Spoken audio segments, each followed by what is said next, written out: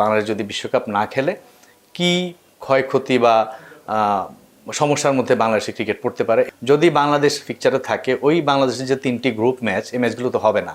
হয়তোবা এই ম্যাচের যে রাজস্বটা থেকে আইসিসি এখন বঞ্চিত হবে বা ওয়ার্ল্ড ক্রিকেট বঞ্চিত হবে, সেটার দায় বাংলাদেশের ক্রিকেটের উপরে এসে পড়তে পারে। নিরাপত্তা শঙ্কার কারণে বাংলাদেশ ভারতে টি-20 বিশ্বকাপের ম্যাচ খেলবে না, এই সিদ্ধান্তে যেমন বাংলাদেশ ক্রিকেট বোর্ড বা বাংলাদেশ সরকার কোনো পরিবর্তন আনেননি। একই সঙ্গে গতকাল আইসিসির বোর্ড সভায় আমরা জানি যে একটা সিদ্ধান্ত হয়েছে ভোটাভুটির মাধ্যমে যে বাংলাদেশকে ভারতেই বিশ্বকাপ খেলতে হবে, খেললে এবং অধিকাংশ আইসিসির বোর্ড সদস্য তারা ভেন্যু পরিবর্তনের সিদ্ধান্তের বিপক্ষে মত দিয়েছেন। তার মানে বাংলাদেশকে যদি টি-20 বিশ্বকাপ খেলতে হয় তাহলে ভারতে গিয়ে খেলতে হবে। এদিকে বাংলাদেশের যে সিদ্ধান্ত পূর্ববর্তী যে ইন্ডিয়াতে তারা কোনো ম্যাচ খেলবে না নিরাপত্তার কারণে, সে অবস্থানের কোনো পরিবর্তন হয়নি।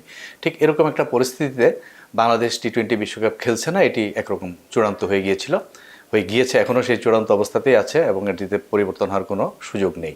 তার মধ্যেই আজ একটু কৌতূহল সৃষ্টি হয়েছিল বিশ্বকাপে যে দলটা আমাদের নির্বাচিত হয়েছে, সিলেক্টর নির্বাচন করেছেন, সেই দলের সঙ্গে এবং এর বাইরে টেস্ট ক্যাপ্টেন নাজমুল হাসান শান্ত এবং ওয়ানডে ক্যাপ্টেন মেহেদী হাসান মিরাজ, তাদেরকে নিয়ে ইন্টারকন্টিনেন্টাল হোটেলে একটা সভা করেছেন ক্রীড়া উপদেষ্টা, যেখানে বিসিবি সভাপতি আমিনুল ইসলাম সহ আরও কর্মকর্তারা ছিলেন। তো এই সভাটিকে ঘিরে একটা আলোচনা কৌতূহল ছিল, তাহলে কি খেলোয়াড়রা হয়তো বা বলবেন যে না, তারা বিশ্বকাপ খেলতে যেতে চান, অথবা সরকারের পক্ষ থেকে তাদের মতামত নিয়ে সিদ্ধান্ত কি পরিবর্তন হয় কি না, এরকম একটা কৌতূহল কিন্তু সব জায়গায় ছিল। তো সেই কৌতূহলের অবসান হয়ে গেছে। বিকেলে সভা শেষে ক্রীড়া উপদেষ্টা অধ্যাপক আসিফ নজরুল তিনি বলেছেন যে তাদের সিদ্ধান্তের কোনো পরিবর্তন হয়নি, ভারতের যে নিরাপত্তা পরিস্থিতি নিয়ে তারা উদ্বিগ্ন সেটিরও কোনো পরিবর্তন হয়নি, কাজেই ভারতে বিশ্বকাপ খেলতে যাবে না বাংলাদেশ, এটি চূড়ান্ত। তবে তিনি বলেছেন যে আইসিসি বাংলাদেশের প্রতি সুবিচার করেনি বলে তিনি মনে করেন, এবং হয়তোবা তিনি আশাবাদী যে আইসিসি বাংলাদেশের প্রতি সুবিচার করবে। কিন্তু আসলে সেই সুযোগটি কি আছে এখন আর? কালকে যেহেতু বোর্ড সভায় সিদ্ধান্ত হয়ে গেছে আইসিসির যে তারা বাংলাদেশের ভেন্যু পরিবর্তনের যে অনুরোধ সেটি রাখবে না, বাংলাদেশকে ভারতেই বিশ্বকাপ খেলতে হবে বলে প্রেস রিলিজ আইসিসি কিন্তু আনুষ্ঠানিকভাবে দিয়ে দিয়েছে। এরপরে বাংলাদেশের সিদ্ধান্ত আর পুনর্বিবেচনা করার সুযোগ এ কারণে নেই যে তাহলে তো আইসিসির বোর্ড মিটিংয়ের সিদ্ধান্ত পাল্টে ফেলতে হবে, যে ভোটাভুটিটা হয়েছিল সেটার সিদ্ধান্তটা পাল্টে ফেলতে হবে, এবং সেজন্য আবারও নিয়ম অনুযায়ী আবারও আইসিসিকে বোর্ড মিটিং ডাকতে হবে এবং এই পুরো প্রক্রিয়াটা আবারও করতে হবে। তো সেটি তো আসলে সম্ভব না এই অল্প কয়েকদিনের মধ্যে। আর অলরেডি গতকালকের মিটিংয়ে আমাদের বিসিবি সভাপতি আমিনুল ইসলাম তিনি যে প্রতিক্রিয়া দেখেছেন আইসিসির বা অন্য বোর্ডদের, একমাত্র আপনারা জানেন যে পাকিস্তান ক্রিকেট বোর্ড বাংলাদেশকে ভোট দিয়েছে, যদিও এটি আনুষ্ঠানিকভাবে আইসিসি বলেনি যে বাংলাদেশের পক্ষে কত রিপোর্ট পড়েছে, বিপক্ষে কত রিপোর্ট পড়েছে, বাট বিভিন্ন সূত্রে আমরা এটি জেনেছি, বিভিন্ন সংবাদ মাধ্যমে বাইরের তাদের মারফত আমরা জেনেছি যে বাংলাদেশের পক্ষে পাকিস্তান ছাড়া আর কেউ ছিল না।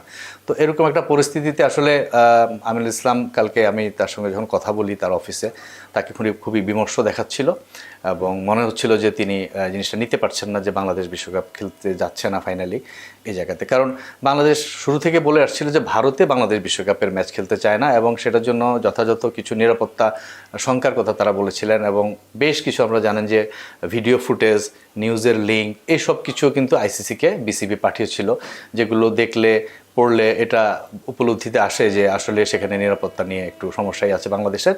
এবং এর আগে আমরা জেনেছি আইসিসির যে স্বাধীন নিরাপত্তা বিশ্লেষক কমিটি, তারাও কিন্তু একটা অ্যাসেসমেন্ট দিয়েছেন আইসিসিকে, যেটা বাংলাদেশও পেয়েছে। সেখানে কিন্তু সুনির্দিষ্ট 2-3টি বিষয় উল্লেখ করা আছে, যেগুলো থাকলে বাংলাদেশের ভারতে খেলতে গেলে নিরাপত্তা বিঘ্নিত হতে পারে বলে বলা হয়েছে।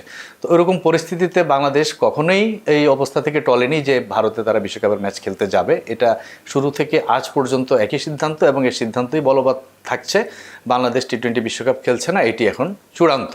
এটি এর আগেও আমরা কয়েকবার বলেছি যে এটি চূড়ান্ত, কিন্তু যেহেতু একটার পর একটা স্টেপ সামনে আসছে, আইসিসি কখনো বিসিবির সঙ্গে মিটিং করছে, আমরা জানি যে 2 দফা মিটিং হয়েছে, ইমেল চালাচালি হচ্ছিল, ফাইনালি যখন গতকাল সকালে খবর এলো যে একটা বোর্ড মিটিং হবে, তো সব কিছু মিলে প্রতিবারই কিন্তু একটা সম্ভাবনা জেগেছে যে হয়তোবা বাংলাদেশের একটা সম্ভাবনা তৈরি হবে বিশ্বকাপ খেলার, হয়তোবা আইসিসি বাংলাদেশের অনুরোধটা রাখবে।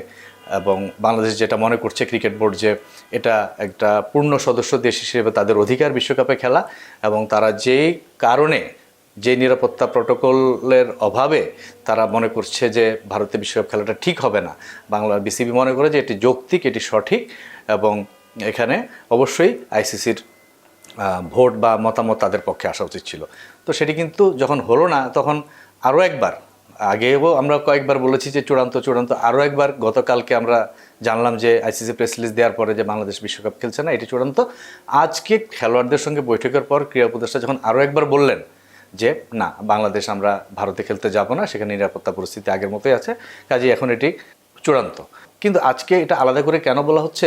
কালকে আইসিসি ওই প্রেস লিস্টটি দেওয়ার পরেও আমরা জেনেছি যে আমিনুল ইসলাম, বাংলাদেশ ক্রিকেট বোর্ডের প্রেসিডেন্ট, তিনি মিটিংয়ে সবার শেষে বলেছিলেন যে ঠিক আছে, যেহেতু ভোটাভুটিতে হলো না, একটা দিন সময় আমাকে দিন, আমি আমাদের সরকারের সঙ্গে কথা বলে সরকারের মতামতটা জেনে তারপর আমি আপনাদেরকে আমাদের চূড়ান্ত অবস্থানটা জানাবো। সেই জন্যই কিন্তু এই অপেক্ষা এবং আজকের এই সভা। এবং সভায় আমরা যেটুকু জেনেছি, ক্রীড়া উপদেষ্টা প্রেস কনফারেন্স করেছেন, সেখানে তিনি ক্রিকেটারদের সঙ্গে কি আলোচনা হয়েছে, তার ক্রিকেটাররা তাকে কি বলেছেন বা তিনি ক্রিকেটারদের কি বলেছেন, এই বিষয়গুলো উনি বিস্তারিত বলেননি। তবে উনি এটুকু ক্লিয়ার করেছেন যে ক্রিকেটারদের উনি বুঝিয়ে বলেছেন যে কোন পরিপ্রেক্ষিতে, কোন সিচুয়েশনে সরকারি সিদ্ধান্তটা নিয়েছে যে বাংলাদেশ ভারতে বিশ্বকাপের ম্যাচ খেলবে না, খেললে ভারতের বাইরে কোথাও খেলবে, সেটি খেলোয়াড়দের উনি বোঝানোর চেষ্টা করেছেন এবং উনি বলেছেন যে খেলোয়াড়রাও সেটি বুঝেছেন। তো এই জায়গায় এসে তাহলে আমাদের আসলে এখন একটা দাড়ি টানার সময় আমার মনে হয়ে গেছে বিষয়টিতে আলোচনায়, যে বাংলাদেশ টি-20 বিশ্বকাপ খেলছে না, ভারতে যেহেতু তাদেরকে ম্যাচ খেলতে হবে নিরাপত্তার কারণে, বাংলাদেশ সেখানে যাবে না, আইসিসি বাংলাদেশের ম্যাচ ভারতে নেবে না, ভারতের বাইরে নেবে না, কাজে এখানে জিনিসটি শেষ। পরবর্তীতে তাহলে কি হতে পারে? বাংলাদেশ যদি বিশ্বকাপ না খেলে কি ক্ষয়ক্ষতি বা সমস্যার মধ্যে বাংলাদেশের ক্রিকেট পড়তে পারে, এটি আসলে এখন এখান থেকে কল্পনা করা, অনুমান করা একটু কঠিন, অনেক বড় জটিলতায় পড়তে হতে পারে। ভারতীয় ক্রিকেট বোর্ড যদি একটু প্রতিশোধ পরায়ণ আচরণ করে, তাদের পক্ষে অনেক কিছু করা সম্ভব। আপনারা জানেন যে ওয়ার্ল্ড ক্রিকেটটাই আসলে তারা নিয়ন্ত্রণ করে। আইসিসির বর্তমান চেয়ারম্যান তিনি একজন ভারতীয় প্রভাবশালী চেয়ারম্যান বলবো। সব দেশের উপরই তাদের একটা অদৃশ্য প্রভাব কাজ করে এবং সেটা আসলে কালকের ভোটেও দেখা গেছে। আমাদের ধারণা, ক্রিকেট বোর্ডের ধারণা, যে হয়তোবা বিহাইন্ড দ্য সিন ভারত অন্য ক্রিকেট বোর্ডদের রাজি করিয়েছে যে বাংলাদেশের বিপক্ষে ভোট দেওয়ার জন্য, বাট এটির কোনো তথ্য প্রমাণ আমাদের কাছে নেই। এটা বাংলাদেশ ক্রিকেট বোর্ডের ধারণা। অ্যাট দ্য সেম টাইম আমি যেটা বললাম যে ক্ষয়ক্ষতির কথা যদি বলি, প্রথমত আপনি দেখেন বাংলাদেশকে কিন্তু তারা ওয়ার্ল্ড কাপে রেখেছে, ফিকচার থেকে বাংলাদেশের নাম বাদ যায়নি, নতুন কোনো দলকে এখন পর্যন্ত আনেনি। আজকের পর আমি জানি না, নতুন একটা আলোচনা আছে যে স্কটল্যান্ডকে তারা বাংলাদেশের পরিবর্তে ঢোকাতে পারে, সেটি ভিন্ন। যদি বাংলাদেশ ফিকচারে থাকে, ওই বাংলাদেশের যে 3টি গ্রুপ ম্যাচ, এই ম্যাচগুলো তো হবে না।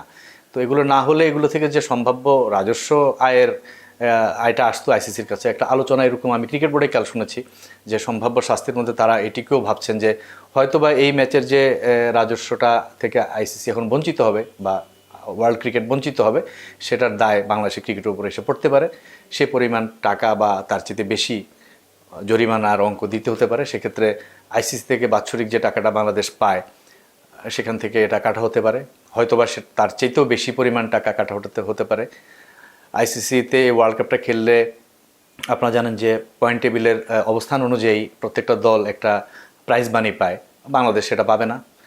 বা আমাদের ক্রিকেটাররা সেখানে গেলে ম্যান অফ দ্য ম্যাচ হলে বা উইনিং কোনো বোনাস পেলে, উইনিং মানি পেলে যেটা পেতেন, টিএডিএ যেটা থাকে, কিছুই পাবে না ক্রিকেটাররা। বাংলাদেশ ক্রিকেট বোর্ড এই ওয়ার্ল্ড কাপ থেকে বাংলাদেশের ফিনান্সিয়ালি যদি বলেন যে জিরো এটা প্রাপ্তি, তো এটা তো গেল আর্থিক, কিন্তু এর পরবর্তী বিষয়টা কোন দিকে যায়?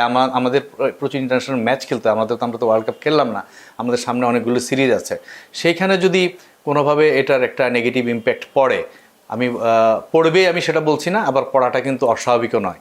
তো এই জায়গাগুলো আসলে বাংলাদেশ ক্রিকেট বোর্ডের চিন্তার জায়গা। আমি মনে করি যে আমরা এটা একটা, যত যাই বলি আমরা ভারতে বিশ্বকাপ খেলবো না, এটা যেমন আমাদের সিদ্ধান্ত ছিল, একই সঙ্গে আমাদের অন্য ক্রিকেট বোর্ড বা আইসিসিকে কনভিন্স করা যে আমাদের দাবিটা মানুক, সেই জায়গাটাতে কিন্তু বাংলাদেশ যে কোনো কারণে হোক ব্যর্থ, আমরা সেটা করতে পারিনি।